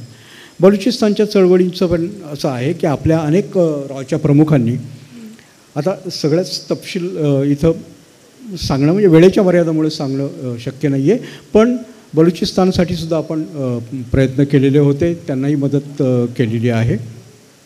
कुलभूषण जाधव नाव विसरलो बहुतेक आपण सगळे, 9 वर्ष झाली त्यांना. त्यावेळेला आपण मेणबत्ती मोर्चे वगैरे काढले असतील, दादरमध्ये सुद्धा निघाले असतील. आज सगळे विसरून गेलो होतं आम्हाला. त्यांना इराणमध्ये पकडलं होतं, बलुचिस्तानच्या प्रकरणामध्येच पकडलेलं होतं. तो भाग वेगळा. तर मी सांगत होतो की रॉने कारवाया केलेल्या आहेत, आणि एक कारवाई आता दादरमध्ये आहोत म्हणून मला आठवतं आहे की पाकिस्तानाचं जे कराची शहर आहे, त्या कराचीमध्ये पण एक नेता होता. म्हणजे तो अंगावर शाल वगैरे नसायची, त्याच्या पठाणी वेशामध्ये असायचा, शाल वगैरे नसायची, पण असं बोट केलं ना की अख्खं कराची बंद पडायचं. म्हणजे कराची हिंदू नाही, मग कराची हृदय सम्राट असं त्याला म्हणता येईल, असा तो नेता होता, अल्ताफ हुसेन नावाचा. तर हा अल्ताफ हुसेन हा रॉच्या पेरोलवर होता, आणि हे ज्यावेळेला मला वाटतं 2012मध्ये बहुतेक त्याला ब्रिटनमध्ये अटक झाली, त्याच्या काही साथीदारांना अटक झाली, आणि त्यावेळेला तिथे जे काही साक्षी पुरावे समोर आले त्याच्यामधनं याला भारतीय गुप्तचर यंत्रणा कशा प्रकारे फंड्स पुरवत होते हे सगळं उजेडात आलेलं आहे. आपण इंटरनेटवरती जाऊन थोडं सर्च मारलं तर हे पेपर्स तुम्हाला मिळू शकतात. फार काही अवघड नाही आहे त्याच्यामध्ये, आणि फार काही आता गोपनीय पण राहिलेलं नाही. गोपनीयतेचं कौतुक थोडंसं आपल्याकडे जास्त आहे, तिकडे ते 20-25 वर्षामध्ये सगळी कागदपत्रं खुली करतात, आणि ट्रम्प आल्यानंतर आता तर सगळं पारदर्शकच झालेलं आहे तिकडे. मुद्दा असा आहे की अल्ताफ हुसेनसारखा नेता हा आपण तिथे त्याला केटर केलं होतं, त्याला आपण निधी देत होतो, हे रॉच्या माध्यमामधनं केलं जात होतं, कारण रॉकडे ही बाह्य हेरगिरीची जबाबदारी होती. आणि या नेत्याला म्हणजे काय करायचो आपण, कशासाठी हे करत होतो, तर हा पाकिस्तानच्या अर्थव्यवस्थेला धक्के देण्याचा प्रयत्न होता तो. म्हणजे हे केवळ एखादा काय नेता आहे, घ्या त्याला जवळ आणि द्या पैसे आणि त्याला काहीतरी 2-4 बॉम्बस्फोट करायला हवा, इतकं सोपं नसतं ते. याचा परिणाम पाकिस्तानच्या अर्थव्यवस्थेवर व्हायला पाहिजे. कराची एक मोठं बंदर आहे पाकिस्तानामधलं, आणि त्यावेळेला ते एक मोठी व्यापार केंद्र होतं, तिथनं सगळा माल जायचा यायचा. कराची बंद पडलं, 2 दिवस बंद पडलं तर किती मोठं नुकसान होत असेल हा विचार करा. आणि अशा प्रकारे आपण पाकिस्तानचं कंबरडं मोडण्याचा, वेगवेगळ्या फुटीरतावादी तिथल्या चळवळींना पाठिंबा देऊन आपण काम करत होतो. अशा प्रकारे अल्ताफ हुसेनसारख्यांना करत होतो. आणि जर वेळ असेल तर मी आणखी एक किस्सा सांगू इच्छितो. आहे वेळ ना? ओके. दिल्लीतली घटना आहे. एकदा पाकिस्तानामधनं 7-8 दहशतवादी अतिरेकी हे दिल्लीमध्ये घुसले होते, आणि ते आल्यानंतर त्यांना आपल्यातल्याच काही लोकांनी गाड्यांमध्ये बसवलं. सूर्यनगर नावाची तिथे वसाहत आहे दिल्लीमध्ये, त्या वसाहतीमध्ये नेलं, तिथे ठेवलं त्यांना. तिथे गेल्यानंतर आता हे सगळे तिकडनं आलेले, त्यांच्याकडे काही पेपर्स नाही आहेत, पेपर्स हवेत, पेपर्स तयार करून दिले, डुप्लिकेट पेपर्स. आपल्याकडे सोपं आहे ते, म्हणजे बांगलादेशी वगैरे तुम्ही असाल तर तुम्हाला सहज आधार कार्ड वगैरे मिळू शकतं आपल्याकडे, त्याच्यामध्ये काही हरकत येत नाही, फक्त तुम्हाला मिळवणं कठीण जाईल ते. तर अशा प्रकारचे ते पेपर्स त्यांना मिळवले. त्यांची नावं बदलली. म्हणजे तो काय हुसेन असेल तर त्याला कुमार असं नाव दिलं, अशी वेगवेगळी त्यांची नावं दिली, हिंदू नावं दिली त्यांना. आणि मग एक दिवशी गुपचूप त्यांना तिथून उचललं आणि गुजरातमध्ये नेलं, भुजमध्ये नेलं. तिथं एक प्रशिक्षण तळ होता. प्रशिक्षण तळावर त्यांना सगळं शस्त्रास्त्र चालवण्याचं प्रशिक्षण दिलं. हेरगिरी कशी करायची, बातम्या कशा काढायच्या, बॉम्ब कसे पेरायचे, दहशतवादी हल्ले कसे करायचे असं रीतसर ट्रेनिंग त्यांना तिथे दिलं आणि त्याच्यानंतर त्यांना परत घेऊन आले आणि पाकिस्तानमध्ये सोडलं. हे सगळे अल झुल्फिकार नावाच्या संघटनेचे हे दहशतवादी होते आणि त्यांना हे सगळं ट्रेनिंग देत होतं रॉच्या अधिकारी त्यांना हे ट्रेनिंग देत होतं. त्या अल झुल्फिकारच्या दहशतवाद्यांना आपण इथे आणत होतो, आपणच त्यांना घेऊन सोडत होतो आणि मग ते तिथे जाऊन बॉम्बस्फोट करत होते. आणि त्यांनी अनेक अशा दहशतवादी कारवाया पाकिस्तानमध्ये जाऊन केलेल्या आहेत. त्याच्यामध्ये अगदी जनरल झिया त्यावेळेला प्रमुखपदी होते पाकिस्तानच्या. त्यांच्या हत्येचे 2दा कट झालेले प्रयत्न झालेले आहेत. ते त्याच्यामध्ये मागे अल झुल्फिकारचे दहशतवादी होते. त्यांनी एकदा विमान पळवलं होतं पाकिस्तानचं, अपहरण केलं होतं, त्याच्यामागे हे दहशतवादी होते. आणि ह्या अशा कारवाया करणाऱ्या लोकांना भारताकडनं शस्त्र, प्रशिक्षण, पैसे अशी मदत दिली जात होती. या अल झुल्फिकारचा प्रमुख होता, त्याचं नाव मुर्तजा भुट्टो. हा मुर्तजा भुट्टो हा बेनझीर भुट्टो, ज्या पाकिस्तानच्या नंतर पंतप्रधान झाल्या, त्या बेनझीर भुट्टोंचा सख्खा धाकटा भाऊ. आपल्या बापाच्या हत्येचा, जुल्फिकार अली भुट्टोंच्या हत्येचा बदला घेण्यासाठी म्हणून तो सरसावला होता. त्याने जुल्फिकार अली भुट्टोंच्या नावावर ही संघटना काढली होती. आणि जुल्फिकार अली भुट्टोंबाबत असं सांगण्यात येतं की त्यांनी ज्यावेळेला तुरुंगामध्ये ते होते आणि फाशी देणार होते, तर त्यावेळेला त्यांनी कुठेतरी लिहून ठेवलं किंवा बोललेले आहेत ते की माझी मुलं माझ्या हत्येचा बदला घेतील. आणि तो हा मुलगा त्यांच्या हत्येचा बदला घेऊ इच्छित होता आणि त्याला रॉने टॅप केलं.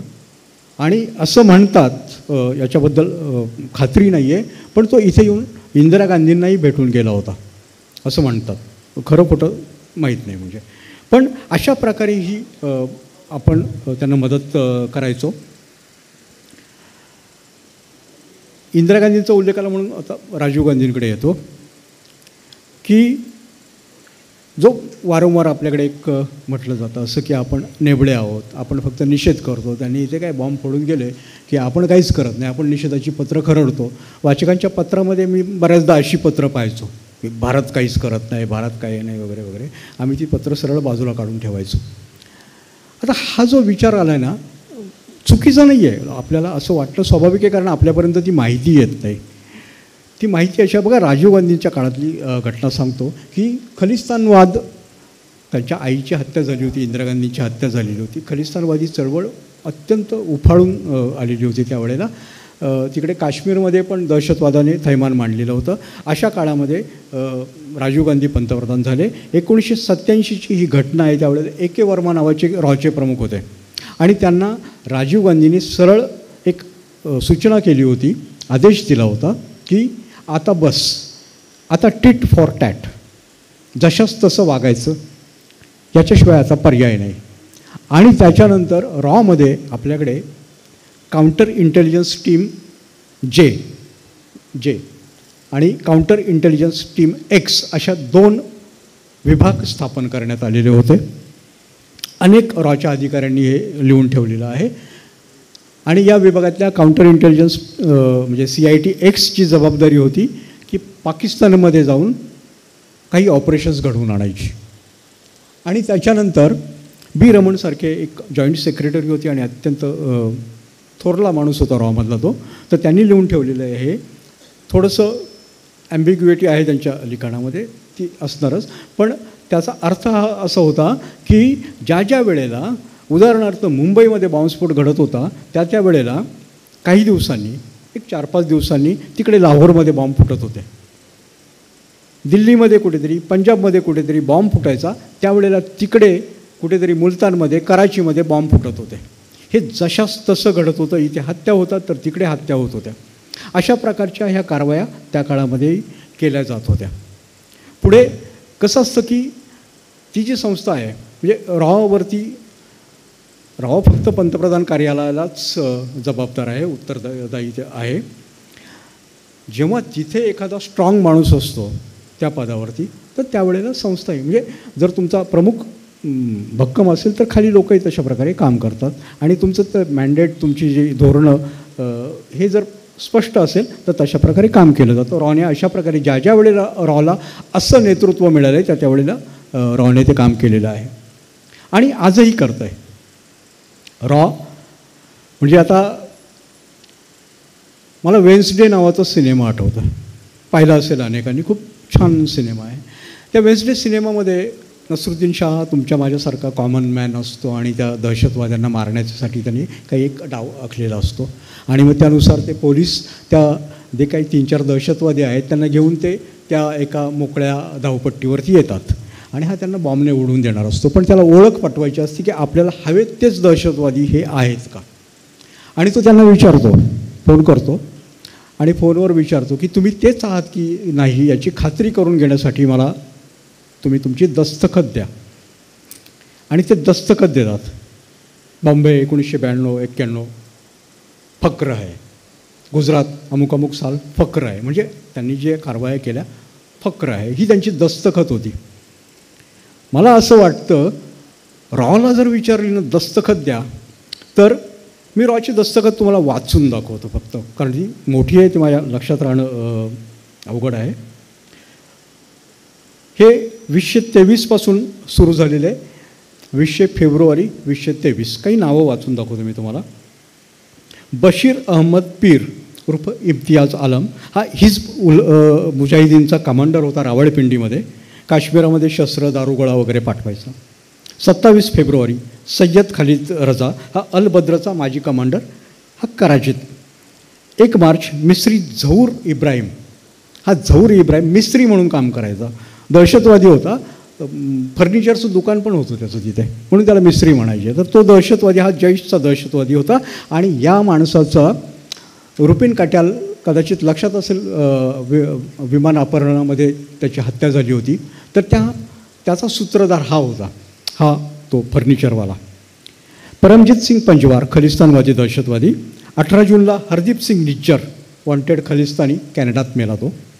1 ऑगस्ट सरदार हुसेन अराईन त्याचं नाव, हा हाफिज सईदचा साथीदार होता, सिंध प्रांतातल्या एका जिल्ह्यामधल्या काजी अहमद नावाचं काहीतरी जिल्ह्यातलं ते गाव होतं, तिथे मारला गेला. 8 सप्टेंबर अबू कासिम काश्मीरी. 12 डिसेंबर मौलाना जियाउर रहमान, हा लष्कर ए तय्यबाचा मोठा नेता होता, अनेकदा त्याची आपल्या पेपरांमध्ये वगैरे नावं आलेली आहेत त्याची. नंतर 19 सप्टेंबर लाल मोहम्मद. 1 ऑक्टोबर मुफ्ती कैसर फारूक. 10 ऑक्टोबर शाहिद लतीफ. 20 ऑक्टोबर दाऊद मलिक. 4 नोव्हेंबर ख्वाजा शाहिद. मोठी यादी आहे. शेवटची 5 डिसेंबरची हांजला अदनान, अशी यादी आहे. हे सगळं दस्तखत म्हणून याच्याकडे बघा. हे सगळे दहशतवादी पाकिस्तानमध्ये आणि एक कॅनडामध्ये मारले गेलेले आहेत, कुठल्या कुठल्या शहरामध्ये. आणि त्याची मोडस ऑपरेंडी लक्षात घ्या की फार फिल्मी पद्धतीने असं वाटेल हे. एका मोटरसायकलवर 2 जण बसून यायचे, त्यातला जो पिलन रायडर आहे तो जवळ जायचा, तो जो कोण दहशतवादी असेल त्याच्या जवळून त्याच्या शक्यतो मस्तकामध्ये पॉईंट ब्लँक गोळ्या मारायच्या आणि पळून जायचं. ते कोण होते, ते कुठून आले, काय झालं, कसं कुठे गेले, काहीही कोणाला पत्ता लागायचा नाही. नेहमीप्रमाणे पाकिस्तान आपल्या नावाने बंबा मारायचं आणि आपलं सरकार ऑफकोर्स त्याच्याकडे दुर्लक्ष करायचं. कारण असं म्हटलं जातं, रावच्या वर्तुळात तर अनेक जण लोक सांगतात असं, की पाकिस्तानात भूकंप झाला, म्हणजे जसं शरद पवारांचं आहे तसंच ते पण आहे, की पाकिस्तानात भूकंप झाला तरी नाव आपलं रॉवर तिथे घेतात, की रॉचीच काहीतरी हात असेल याच्यामध्ये. तर अशा प्रकारे त्याच्यामुळे कोणी लक्ष देत नाही. पण ह्याच्यात एक गफलत अशी झाली त्या दस्तखतमध्ये आपल्या, की त्या हरदीप सिंग निज्जरची हत्या कॅनडामध्ये झाली आणि कॅनडाच्या सरकारनं त्यांच्या लक्षात आलं की याच्यामागे रॉचा हात आहे, अशा प्रकारे त्यांनी आरोप केला आणि हे सगळं रॉचं नाव त्याच्यातनं पुढे आलं. आता त्याच्यात किती खरं किती खोटं हे सगळंच खूप धूसर आहे अजूनही चित्र. कॅनडा म्हणते आमच्याकडे पुरावे आहेत, अमेरिकेतले काही लोक म्हणतात की पुरावे आहेत. पण कॅनडा बाजूला ठेवूयात, दुसरं प्रकरण जे आलं ते प्रकरण पन्नूचं प्रकरण तुम्हाला माहितीच असेल. गुरपतवंत सिंग पन्नू, त्या न्यूयॉर्कमध्ये राहायचा. लहानपणी आपण जगातली सर्वात उंच इमारत एम्पायर स्टेट बिल्डिंग, लहानपणी आपण जे म्हणायचो त्या एम्पायर स्टेट बिल्डिंगमध्ये हा राहायचा 59व्या मजल्यावर न्यूयॉर्कमध्ये. तर त्याची हत्या करायचं ठरलं आणि त्याच्यासाठी बहुतेक अनेकांना हा किस्सा माहीत असेल, मी थोडक्यात सांगतो की इथे आपला एक विकास यादव म्हणून एक CRPFमधनं डेप्युटेशनवर रॉमध्ये गेलेला अधिकारी होता, विकास यादव नावाने, त्याचं SH असं नाव आहे. तर त्या अधिकाऱ्याने त्याच्याकडे हे ऑपरेशन जबाबदारी देण्यात आली होती की त्यांनी स्वतःहून केली होती की काय, याच्याबद्दल अजूनही ॲम्बिग्युइटी आहे सगळीच. पण त्याने हे ऑपरेशन्स केलं की पन्नूला उडवायचं. आणि मग सगळं आपण जे काही सुपारी बिपारी किलिंग वगैरे म्हणतो तशा प्रकारचं हे ऑपरेशन होतं. तिथे त्यांनी दिल्लीमधला एक निखिल गुप्ता नावाचा ड्रग तस्कर होता, अंमली पदार्थांची तस्करी करायचं, त्याला गाठला. त्याला सांगितलं ठीक आहे तू तस्कर वगैरे आहेस पण जरा देशासाठी काम कर, तुझ्यावरच्या सगळ्या केसेस काढून टाकतो आणि तिकडे आपल्याला पन्नूला उडवायचं आहे आणि एक मारेकरी गाठून दे. हा निखिल गुप्ता अमेरिकेत गेला. तिथे एक ड्रग तस्कर होता अमेरिकेमधला, स्पॅनिश होता बहुधा तो, आणि त्याला सांगितलं की मारेकरी हवा आहे. मग त्यांना एक मारेकरी मिळवून दिला. 1.25 कोटीची, अमेरिकन डॉलरमध्ये अर्थात, इंडियन रुपीजमध्ये 1.25 कोटी, 1.25 कोटीची सुपारी ठरली. मग त्या मारेकऱ्याशी यांचं चॅटिंग सुरू झालं. आता याच्याबद्दलचे जे काही पेपर्स आहेत त्याच्यामध्ये ते कुठल्या ॲपवरनं चॅट करत होते माहीत नाही, त्याचा उल्लेख नाही आहे स्पष्ट, पण माझ्या पाहण्यात आलेला नाही तो उल्लेख. पण मला असं वाटतं की ते व्हॉट्सॲपवरनं चॅटिंग करत असतील. म्हणजे हा काय म्हणावं याला कळत नाही, पण ते व्हॉट्सॲपवरनं करत असावेत ते. आणि हे चॅटिंग सगळं अमेरिका पाहत होते, अमेरिकेतले जे काही अधिकारी आहेत ते सगळं वाचत पाहत होते. म्हणजे इतक्या चिल्लर पद्धतीने हे सगळं ऑपरेशन रचण्यात आलं होतं. आणि नंतर ते इथले जे अधिकारी आहेत ते त्या मारेकऱ्याशी संपर्कामध्ये होते, त्यालाही बोलत होते, त्यालाही मेसेज पाठवत होते की आत्ता कर, किंवा अरे नको, मोदी साहेब अमेरिकेमध्ये आलेले आहेत, त्यांचा दौरा आटपू दे, ते झाल्यानंतर मग कर, अशा प्रकारचे मेसेज त्याला जात होते. आणि हे सगळं अमेरिकेच्या यंत्रणांना कळत होतं. याचं कारण तो जो मारेकरी होता, ज्या मारेकऱ्याला यांनी सुपारी दिलेली होती, त्या स्पॅनिश ड्रग तस्कराने जो गाठून दिला होता मारेकरी, तो मारेकरी हा अमेरिकेच्या जे काही नार्कोटिक्स विरोधामध्ये जे काही लढणारं DEA नावाची यंत्रणा आहे, त्या यंत्रणेचा हा अंडरकव्हर एजंट होता. त्या एजंटलाच आपण सुपारी दिलेली आहे. म्हणजे आपण चौकशी पण केलेली नाही आहे रॉच्या तिथल्या अधिकाऱ्यांनी की आपण कोणालाच देतो आहे सुपारी, कोण आहे, त्याचं बॅकग्राऊंड काय आहे. आणि अशा प्रकारे हे सगळं ऑपरेशन झालं. आणि मग त्या एजंटने त्याला पैसे देतानाचे 12 लाखाचा हप्ता त्याला दिला होता आणि ते पैसे देतानाचे कारमध्ये व्हिडिओ काढलेले आहेत त्याने, आणि जे नंतर मग अमेरिकेच्या कोर्टामध्ये सादर करण्यात आलेलं आहे. आणि तिथे रॉचं सगळं नाव समोर आलं की तो जो विकास यादव आहे तो. आता त्याच्यात अमेरिकेने त्या निखिल गुप्ता, म्हणजे तोही त्यावेळेला भारतामध्ये होता, त्याला इथनं जाऊ द्यायला नको होतं, पण तो गेला आणि मग त्याला प्रागमध्ये पकडला आणि मग त्याचं अमेरिकेमध्ये हस्तांतर करण्यात आलं. आता अमेरिकेच्या तुरुंगामध्ये तो आहे. मग आपण शहाणे झालो. तो जो विकास गुप्ता नावाचा गृहस्थ होता, जो रॉचा एजंट होता, त्याच्यावर आपण खंडणीचे आणि हत्येचे असे काही गुन्हे लावलेत आणि आज त्याला तुरुंगामध्ये टाकलेलं आहे. हेतू हा की त्याचं एक्स्ट्रॅडिशन होता कामा नये.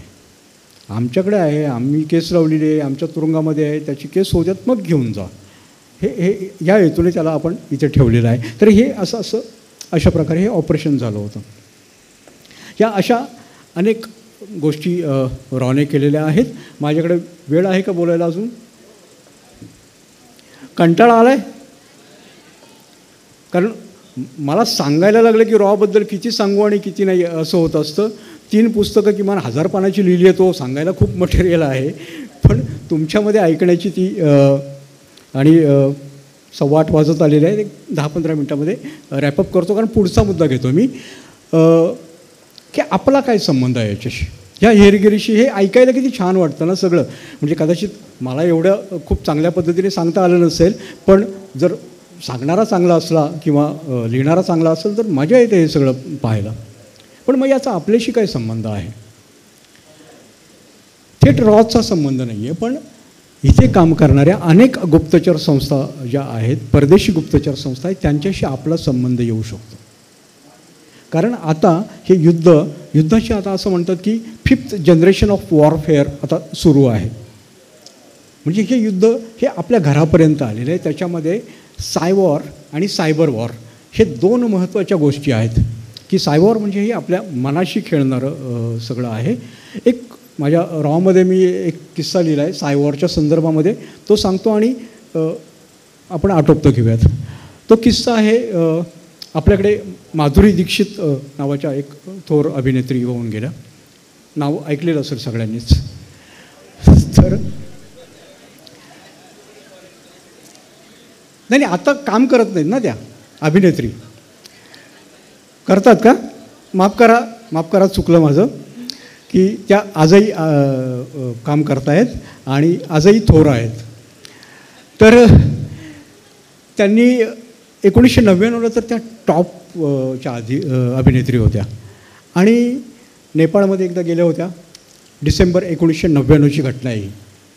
आणि नेपाळमध्ये गेल्यानंतर तिथे मुलाखती घेतल्या. पत्रकार जातात नटनट्या आल्यानंतर मुलाखती घ्यायला. आणि मग काय बोलायचं, कसं वाटलं तुम्हाला नेपाळमध्ये येऊन, कुणीतरी विचारलं त्यांना पत्रकारने. आता काय बोलायचं असतं याच्यावर, कसं वाटलं म्हणजे काय, छान वाटलं. त्याही म्हणाले छान वाटलं. एक आपण छान वाटलं म्हणून थोर माणसं जी सेलिब्रिटी असतात मग ते असं वेगळ्या पद्धतीने म्हणतात की माझे म्हणजे समजा दादरमध्ये मी आलो तर मी असं म्हणणार की माझे दादर से मेरा पुराना नाता है क्योंकि मेरे बिल्डिंग में भी जिना है उसको हम दादर कहते हैं. असं काहीतरी आम्ही सांगून नातं जोडायचा, एक बादरायणी संबंध जोडायचा प्रयत्न करत असतो आपण. अनेकांना सवय असते. बाई म्हणाल्या, माधुरी दीक्षित ताई, की मला नेपाळ हे माझ्या मायभूमीसारखं वाटतं आहे. अत्यंत साधं वाक्य होतं की नेपाळ हे माझ्या घरासारखं वाटतं आहे, मायभूमीसारखं वाटतं आहे. आणि त्याच्यावरनं नेपाळमध्ये दंगल पेटली. लक्षात घ्या, साधं वाक्य, याच्यामध्ये काय आहे, का पेटावं का? पण त्या वाक्याचा तिथे असा अर्थ लावण्यात आला तिथल्या माध्यमांनी की हा भारताच्या जे विस्तारवादी प्रवृत्ती आहे भारताची, त्या प्रवृत्तीचा हा एक नमुना आहे की ते ना नेपाळ हे आपल्या मायदेशासारखं वाटतं आहे. हा काही त्यांचा देश आहे का? आणि तिथल्या नेपाळी लोकांमध्ये भारताबद्दल प्रचंड दुर्भावना पसरवण्यात आली आणि खूप मोठी आंदोलनं, मोर्चे वगैरे झाली. हे कुठे शमतं न शमतं. ऋतिक रोशन हेही आहेत, तर मोठे अभिनेते आहेत. तर ऋतिक रोशन यांचा त्यावेळेला पहिलाच सिनेमा आला होता कहो ना प्यार है आणि खूप गाजत होता, देशविदेशामध्ये गाजत होता, नेपाळमध्ये पण गाजत होता. आणि एक दिवशी नेपाळमधल्या केबल नेपाळ त्या वाहिनीचं नाव होतं, त्या केबल नेपाळवर एक बातमी झळकली की या ऋतिक रोशनने भारतामध्ये एका चॅनलला दिलेल्या मुलाखतीमध्ये तो असं म्हणाला की आय हेट नेपाळ, मला नेपाळी लोकांचा तिरस्कार आहे, मला नेपाळबद्दल तिरस्कार आहे. दुसऱ्या दिवशी त्याच चॅनलच्या मालकीचे 2 वर्तमानपत्रं होती. त्या वर्तमानपत्रांमध्ये ह्या बातम्या आल्या आणि नेपाळ पेटलं. काठमांडूमध्ये अक्षरशः दंगल झाली. रस्त्यावरती लोकांनी जाळपोळ केली, थिएटरवरती दगडफेक केली, पडदे फाडले. जे जे आपल्याकडे भावना दुखावल्यानंतर आपण करतो थिएटरमध्ये जाऊन, ते सगळं त्या लोकांनी केलं. आणि एवढंच नाही, 2 माणसं मेली तिथे. अश्रुधुराची नळकांडी फोडायला लागली तिथं सरकारला. गोळीबार झाला, त्याच्यामध्ये 2 माणसं मेली.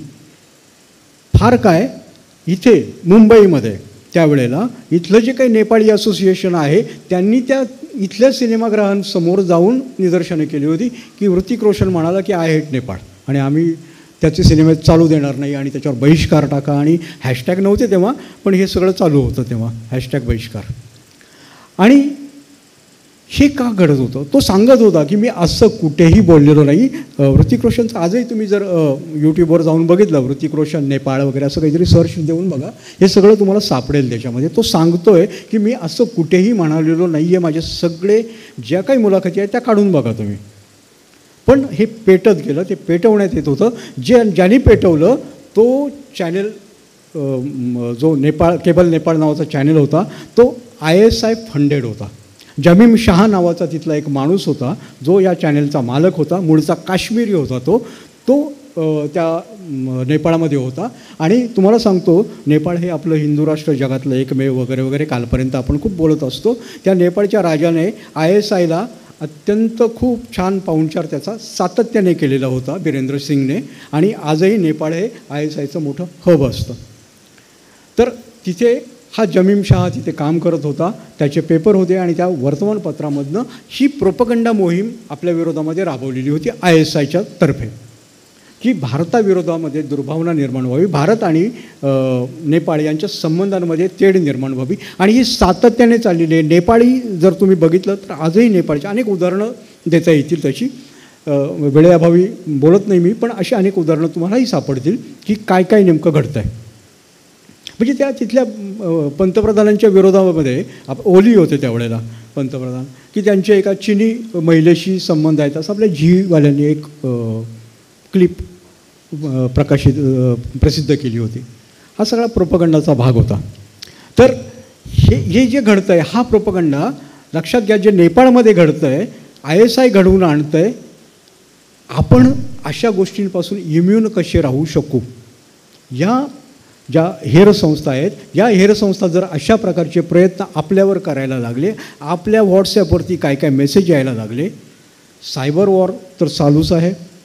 सायवॉर जे आहे प्रोपगंडाच्या माध्यमामधून आपल्यापर्यंत अनेक मेसेजेस येत असतात आणि त्याच्यावरती आपण डोळे झाकून विश्वास ठेवत असतो. आपल्याला माहीत नसतं की याच्या मागे कोण आहेत. काय होतं की माझ्या व्हॉट्सॲपवरती एखादा मेसेज आला आणि तो समजा मी माझ्या बायकोला मेसेज पाठवला एखादा, तिला माहिती आहे की आपल्या नवऱ्याने पाठवलं आहे आणि आपल्या नवऱ्यावर आपला विश्वास आहे आणि चांगला माणूस आहे तो, असं बायको समजत असेल कदाचित माझी, तर त्याच्यामुळे ती विश्वास ठेवणार त्याच्यावरती. आपलंही असंच होतं की आपल्या ओळखीच्या आपल्या इतर कुठल्या जवळच्या माणसांनी पाठवलं तर आपण विश्वास ठेवतो. त्या मेसेजच्या ऐवजी आपला विश्वास त्या व्यक्तीवर असतो आणि तो विश्वास इथे हा आरोपित झालेला असतो आणि त्याच्यामुळे आपण त्या मेसेजवर विश्वास ठेवतो. माहीत नाही आहे आपल्याला तो खरा आहे की खोटा आहे आणि याला आपण बळी पडत जातो. आज देशामध्ये मी जे पहिल्यांदा जे वाक्य बोललो होतो ते आठवून बघा की अमर हिंद मंडळाची स्थापना झाली होती, ती ज्या काळामध्ये झाली होती 47चा काळ, तो काळ आजही आपल्या समोर येऊन उभा ठाकलेला आहे. त्याची ही सगळी उदाहरणं आहेत. तेच घडत आहे आपल्याकडे आणि ह्याच्या मागे दुसरं कोणी बाह्य शक्ती काम करत नाही आहेत असं सांगता येणं शक्य नाही आहे. आपलं सरकार अनेकदा सांगत असतं की परकीय शक्तीचा हा प्रोपगंडाचाही भाग असू शकतो, सरकारच्याही पण कदाचित खरंही असू शकतं. तेव्हा आपण आपल्या विवेकाने, आपल्या तर्कबुद्धीने या सगळ्या गोष्टींकडे बघितलं पाहिजे. हेर कथा वाचायला काहीच हरकत नाही आहे. मी लिहिल्यात, माझं पुस्तक घेऊन वाचा असं मी निश्चितच म्हणेल, पण केवळ थरार, केवळ गंमत, केवळ मनोरंजन म्हणून नाही, तर याच्यामधनं या गोष्टी घ्यायच्यात की हे सगळं आपल्यापर्यंत आलेलं आहे. आपल्यातली लोक हनी ट्रॅप व्हायला लागलेले आहेत. प्रदीप कुरुलकर काय बाहेरचा नसतो कोणी, तो आपलाच असतो. आपल्यासारखंच DPवर तिरंगा बिरंगा ठेवलेला असतो, आपल्यासारखंच राष्ट्राच्या नावाने घोषणा देत असतो, जय हिंद जय भारत म्हणत असतो. ही माणसं आपल्यातली आहेत. आपलीच मुलं कदाचित याला बळी पडू शकतात. आपलीच मुलं म्हणजे एक आत्ता परवाची घटना आहे, राजस्थानामधली आहे. एकाला पकडलं आहे, आपल्या होते का NIA पकडला आहे. तर तो काय करत होता, रेल्वेत कामाला होता, एका स्टेशनवर कामाला होता आणि लष्कराच्या गाड्या चालल्या तिकडनं, लष्कराचं सामान घेऊन जाणाऱ्या गाड्या, की हा आपला फलाटावर बसायचा बाकड्यावर आणि मोबाईलला ते सगळं व्हिडिओ काढायचं त्याचा. आणि ते व्हिडिओ त्याची मैत्रीण होती, हनी ट्रॅप झाला होता बिचारा आणि त्या मैत्रिणीला हा पाठवायचा पाकिस्तानामधले. आता ह्या हनी ट्रॅपची गंमत अशी असते की ते दिसतात आपल्याला त्या बायका, त्या खूप छान सुंदर छान नावं असतात. प्रदीप कुरुलकरांची मैत्रिणी जी होती झारा दासगुप्ता होती, आणखी कोण सेजल शाह, अशी काही काही नावं समोर आलेली आहेत. आपल्याला माहीत नाही हो, तो कराचीतला कोणीतरी दाढीवाला असतो आणि त्या बाईच्या नावाने आपल्याला गंडवत असतो, कसले कसले घाणेरडे फोटो पाठवत असतो आणि त्या बदल्यात आपल्याकडनं आपली माहिती मिळवत असतो. तर हे सगळं करणारी ही आपली मुलं, आपल्या आजूबाजूची मुलं असू शकतात आणि याच्यामुळे ह्या गोष्टी आपण लक्षात घ्यायला पाहिजे. याच्यासाठी हेरगिरी म्हणजे काय आणि संरक्षण कसं चालतं, संरक्षण यंत्रणा कशा काम करतात, याच्याबद्दलची एक जुजबी माहिती तरी आपण घेतली पाहिजे. त्या हेतूने मी इथे आलो होतो. माझं तुम्ही अत्यंत शांतपणे ऐकून घेतलं. मध्ये काहीतरी टाळ्या आल्या, मला वाटलं थांबवा म्हणून म्हणत आहेत की काय, पण त्या वेगळ्याच कारणासाठी होत्या. तर शांतपणे ऐकून घेतलं आणि फार वेळ मी बोललो, आता थांबतो. धन्यवाद. जय हिंद, जय महाराष्ट्र.